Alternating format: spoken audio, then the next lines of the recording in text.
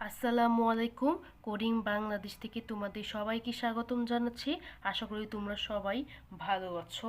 আজকে HSC ICT chapter 3-র নতুন একটা ভিডিও নিয়ে আসি। সেটা হচ্ছে কিভাবে আমরা ডেসিমাল সংখ্যাকে আমরা অক্টাল সংখ্যায় রূপান্তর করতে পারবো।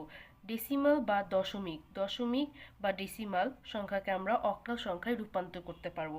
আজকে নিয়মটা হচ্ছে পূর্ণ সংখ্যার ক্ষেত্রে। তো বন্ধুরা চলো শুরু করি।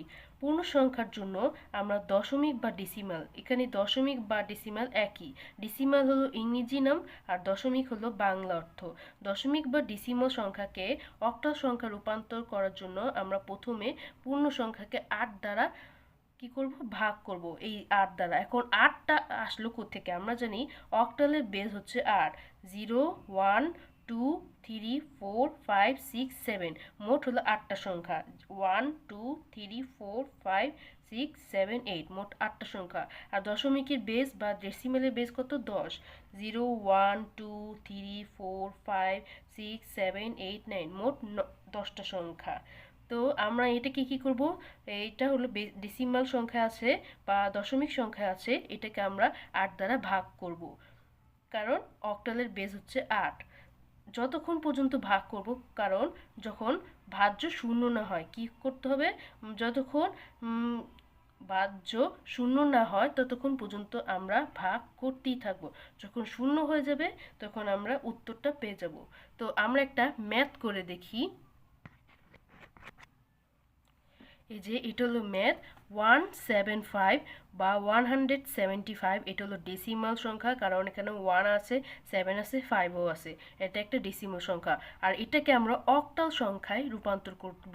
কিভাবে? এখানে 8 বোঝাইছে মানে 8, এটা হলো অক্টাল সংখ্যায় রূপান্তর করতে হবে।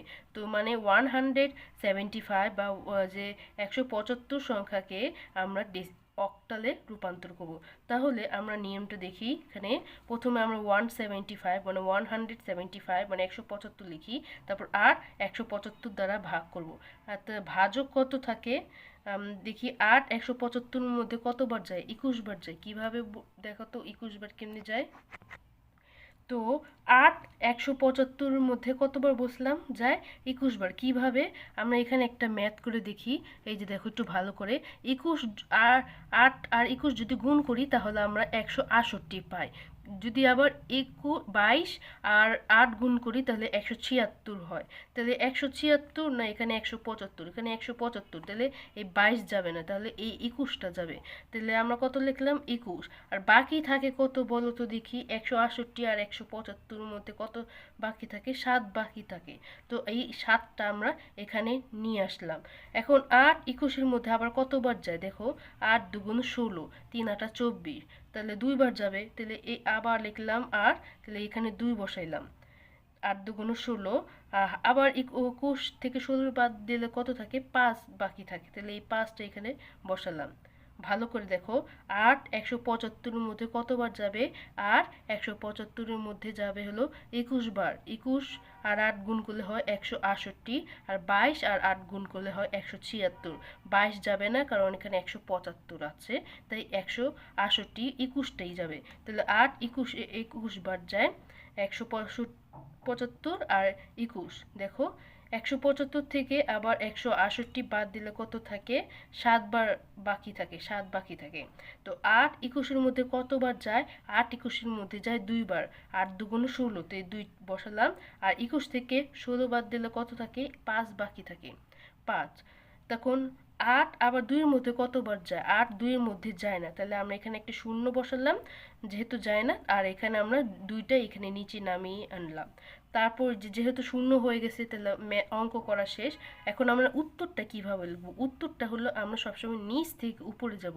মানে নিচ কত? 2 257, 257, দেখো 257, এটাই হলো অ্যান্সার।